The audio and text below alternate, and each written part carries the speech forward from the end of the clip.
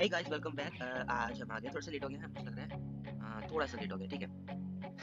एकदम थोड़ा सा, वैसे भी ये लेट ही जाने वाली वीडियो एडिट करने में तो बहुत देर लग जाती है, तो सॉल्व करते हैं प्रॉब्लम। ठीक है, तो ये रही आज की हमारी प्रॉब्लम। Satisfy the equation. हमें एक इक्वेशन दिया है a plus B equal C plus D. Simple equation है, इसे बस सेटिस्फाई करना है, बट ये मीडियम कैटेगरी में आती है। क्यों? क्योंकि यहाँ पे हैश यूज करना है। हालांकि मैं वीडियो बनाने वाला हूँ सिंपल इसके आंसर पे, तो मैं हैश नहीं यूज करने वाला हूँ डायरेक्टली, मैं ब्रूट फोर्स यूज करने वाला हूँ राइट नाउ। तो वही से करते हैं, ठीक है। अब हमें कैसे चाहिए, यहाँ पे एक बार आप एग्जांपल देख लो, ठीक है।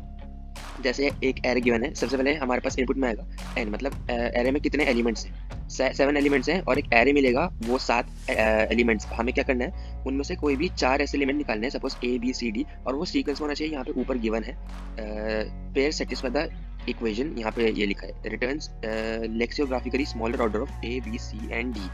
मतलब एक सीक्वेंस में होना चाहिए और वो लेक्सियोग्राफिकली स्मॉलर ऑर्डर होना चाहिए। Suppose A B C D की वैल्यू है 1 2 3 4, और दूसरी वैल्यू हमारी पास आ गई 1 2 3 5, तो 1 2 3 4 लेक्सियोग्राफिकली स्मॉलर ऑर्डर है, ये इसका मतलब है, ठीक है। तो हम 1 2 3 4 वाली वैल्यू लेंगे, क्योंकि यहाँ पे हमें सिर्फ ऐसे a plus B equals to C plus D को सेटिस्फाई करना है, तो कोई 4 वैल्यू सेटिस्फाई नहीं करेंगी, 4 से ज़्यादा भी कर सकती है। तो हमें सबसे छोटा वाला लेक्सियोग्राफिकली सबसे स्मॉलेस्ट ऑर्डर लेना है, ठीक है। तो ये है इसका थोड़ा सा इनसाइट। अब यहाँ पे हम कोड करना शुरू करते हैं। सबसे पहले हम क्या करेंगे, जैसे कि मैंने कहा ब्रूट फोर्स, तो मतलब ब्रूट फोर्स मैं किस तरह से करूँगा। देखो ब्रूट फोर्स में कुछ ऐसे करूँगा कि सपोज मैं यहाँ पे ले लेता हूँ, एक मिनट, सपोज मैं यहाँ पे ले लेता हूँ, ये रहा पहला फॉर लूप और इसके अंदर आ गया। अब ये फॉर लूप रन होगा कितनी बार, जितनी बार मेरे पास ये नंबर ऑफ वैल्यूज है इस एरे के अंदर, उतनी बार ही ये सबसे पहला फॉर लूप रन। ये लूप रन होगा किस लिए, ये होगा सपोज जैसे हमें 4 वैल्यूज रिटर्न करनी है ना, ए बी सी और डी, तो ये सबसे पहला लूप रन होगा वैल्यू ए के लिए, और इसके अंदर हम एक नेस्टेड लूप रखने वाले हैं, एक और लूप जो कि वैल्यू बी के लिए रन होगा, ठीक है। और ऐसे ही इसके अंदर एक और नेस्टेड लूप आने वाला है जो कि वैल्यू सी के लिए रन होगा, और ऐसे ही डी के लिए भी आगे रन होगा, ठीक है।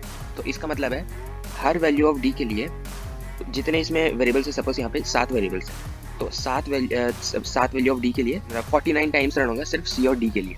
ऐसे ही 49/49 टाइम्स ये टोटल रन होने वाला है, मतलब ब्रूट फोर्स इसे कहते हैं। तो यहाँ पे कोड कुछ इस तरह से स्टार्ट होता है। मैं सबसे पहले एक वेरिएबल ले लेता हूँ इंट का, ठीक है। एक minute, right your code here. मैं इंट का एक एरे ले लेता हूँ, ठीक है, क्योंकि बेटर रहेगा। मैं एरे ले लेता हूँ, 4 वैल्यूज का एक एरे ले लूँगा मैं। सपोज एरे का नाम है ARR, ठीक है, एकदम सिंपल वाला ARR एरे मैंने ले लिया है, जिसकी वैल्यू मैं इनिशलाइज ही कर दूँगा। सपोज स्टार्टिंग की 4 वैल्यूज देते हैं 0 0 0 0, ठीक है। हालांकि अभी 4 वैल्यूज चेंज होने वाली है, मैं इसका भी पहले ही बताता हूँ, चलो ठीक है। यहाँ पे आपने कहीं और भी पढ़ा होगा कि यहाँ पे returns as -1 if there are no pair satisfying the equation, मतलब अगर कोई भी पेयर इस इक्वेशन को सेटिस्फाई नहीं कर रहा है तो लास्ट में इसे -1 वैल्यू रिटर्न करनी है चारों के लिए। जैसे एग्जांपल नंबर 2 में गिवन है, यहाँ पे कोई भी पेयर सेटिस्फाई नहीं कर रहा है a plus B equals C plus D को, तो आउटपुट में चारों ए बी सी डी की वैल्यू चारों -1 आउटपुट ही है। तो डिफॉल्ट वैल्यू हमें 0 की जगह -1 रखनी है, क्योंकि उससे हमें कोई हार्म नहीं है, बल्कि हमें थोड़ा ईजी हो रहा है, बाद में हमें वैल्यूज वापस नहीं डालनी पड़ेगी -1, ठीक है। तो स्टार्टिंग में ही हम सबकी वैल्यू -1 रख लेते हैं। 4 वैल्यूज रखनी है 0 2 1 3, ये 4 इंडेक्स पे, ये रहा, ठीक है। 4 वैल्यूज का भी एक एरे बन गया ARR। अब इसी में हमारी वैल्यूज होंगी। अब इसके बाद क्या करेंगे, इसके बाद हम सीधा ब्रूट फोर्स करने वाले हैं। फॉर लूप लगाएंगे, सबसे बाहर वाला लूप लगेगा, एक मिनट राइटिंग में थोड़ा एरर है। सबसे बाहर वाला लूप लगेगा ए के लिए, इंट ए इक्वल्स 0, और ये चलेगा i is less than n, जो हमारे पास ऊपर वैल्यू गिवन है, ये रहा, यहाँ पे गिवन है ना, पैरामीटर्स में गिवन है हमारे पास वैल्यू, वहाँ तक चलेगा ये। और हर बार i की वैल्यू, एक्चुअली a की वैल्यू, i की आदत हो गई है, क्या करें, प्लस होगी, ठीक है। यहाँ पे भी मैंने i ही लिख दिया है, ओके। तो अब हम इसके अंदर जब आएंगे तो एक और फॉर लूप लगेगा, और ये बनेगा b के लिए। ऑलमोस्ट ये सेम ही है, तो मैं कॉपी पेस्ट कर देता हूँ, बट जहाँ पे डिफरेंस है मैं वो भी बता दूंगा। और जब हम इस वाले लूप के अंदर आएंगे, टैब स्पेस रिप्रेजेंटेशन के लिए, तो हम अगला नेस्टेड लूप लगाएंगे जो कि होगा c के लिए, ठीक है।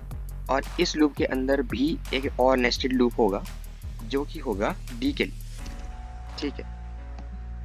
जस्ट अ सेकेंड, ये रहा। अब हम 4 नेस्टेड लूप के अंदर आ चुके हैं।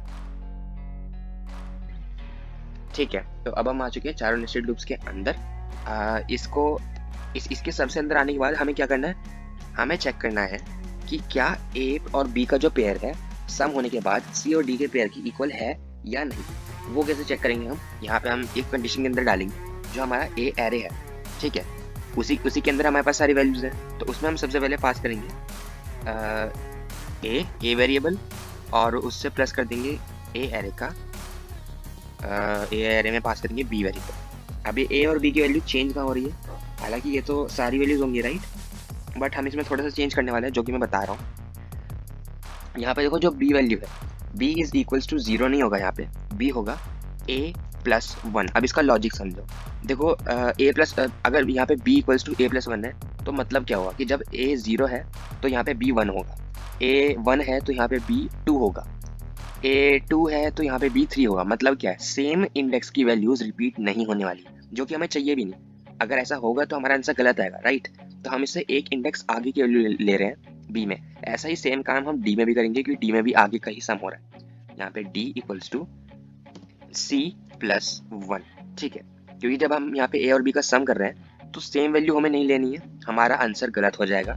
हम b की वैल्यू एक ज्यादा लेंगे, ठीक है, वो चलेगी n से कम ही, तो एक ऑर्डर कम ही चलेगी, मतलब एक वैल्यू ज्यादा ही लेगी। सपोज मैं इसका बताता हूँ, जैसे जब इसने a में लेगी, यहाँ एग्जाम्पल से ले लो 3 लेगी, तो b में वैल्यू होगी 4, जब a में 4 होगी तो b में वैल्यू होगी 7, a में 7 होगी तो b में वैल्यू होगी 1, a में 1 b में 2, a में 2 b में 9, a में 9 और b में 8। उसके बाद फिर b is less than n आ जाएगा, जो कि फॉल्स होने के बाद कंडीशन आगे रन होगी नहीं, ठीक है।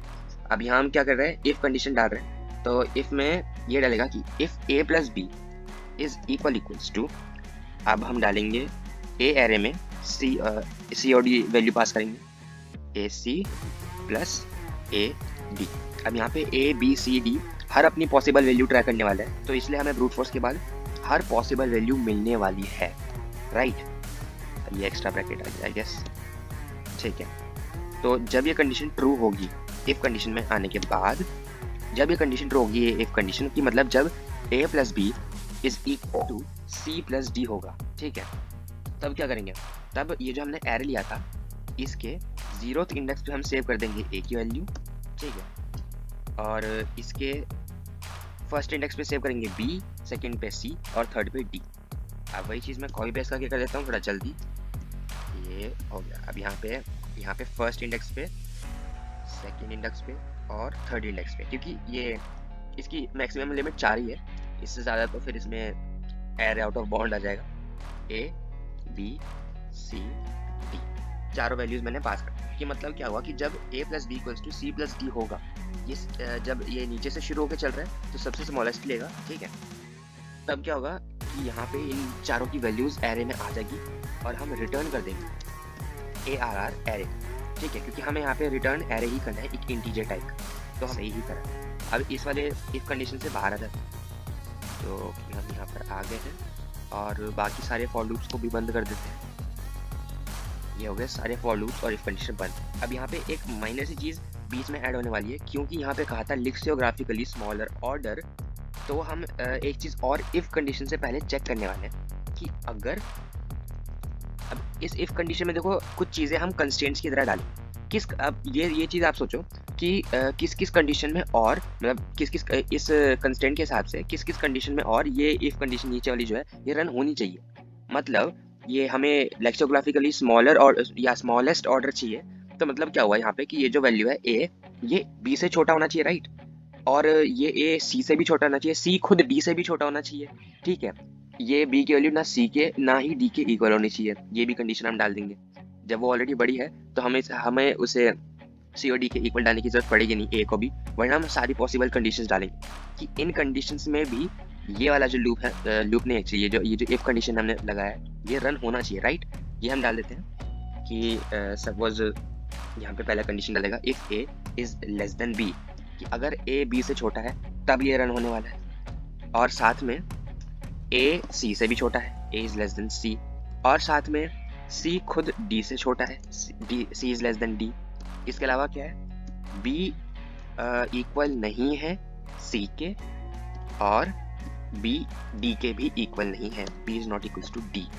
इन सारी कंडीशंस में ये नीचे वाला रूट रन होना चाहिए, राइट। तो अब हम इस पूरी कंडीशन को एक और ब्रैकेट में डाल देंगे, और ये जो हमारा करंट ब्रैकेट है, इफ कंडीशन के ब्रैकेट के बाद वाला, उससे पहले हम लगा देंगे एक नॉट, कि अगर ये नहीं होता है, मतलब ये कंडीशन अगर ट्रू होती है, ये कंडीशन अगर सेटिस्फाई होती है, तो हमारा ये वाला लूप रन होना चाहिए। तो इसलिए हम एक नॉट लगा रहे हैं। पर अगर ऐसा नहीं होता है तो तब क्या करेंगे, हम कंटिन्यू कर देंगे फॉर लूप को, ठीक है। उससे क्या होगा, थोड़ा टाइम सेव होगा, और ये कंडीशन हमारी काफ़ी चांसेस में गलत भी नहीं होने वाली उसकी वजह से। तो ठीक है, अब हम लास्ट में एक रिटर्न दे देते हैं बस, जो कि हमारे फंक्शन के लास्ट में आना चाहिए। फंक्शन यहाँ से स्टार्ट हो रहा है, तो यहीं पे नीचे रिटर्न आएगा, ठीक है। रिटर्न हम क्या कर रहे हैं, ARR एरे। और अब हम बस एक बार चेक कर लेते हैं कहीं कोई एरर तो नहीं है। अगर एरर होगा तो उसे रिजॉल्व करेंगे। ओह आई एम सॉरी, यहाँ मैंने गलत लिख दिया, ऐसा नहीं होता है, सिंटैक्स सही है, सिंटैक्स गलत है, ठीक है। इसके अलावा तो मुझे नहीं लग रहा कोई और दिक्कत होनी चाहिए, नहीं है, ठीक है, कोई दिक्कत। और हमारा आंसर आ गया है सक्सेसफुली, ठीक है। अब हम इस कोड को सबमिट कर सकते हैं, जो कि मैंने कर दिया है, और ये टेस्ट केसेस पास होने शुरू हो गया, 1 2 और ये खत्म। See how fast is that. ये हमारे टेस्ट केसेस थे 112, सब पास हो गया है, मेरा स्कोर बढ़ गया है। टाइम टेकन है 0.32 सेकेंड्स, ठीक है। तो ये था आज का हमारा क्वेश्चन और उसका सोल्यूशन। अब मिलते हैं अगली वीडियो।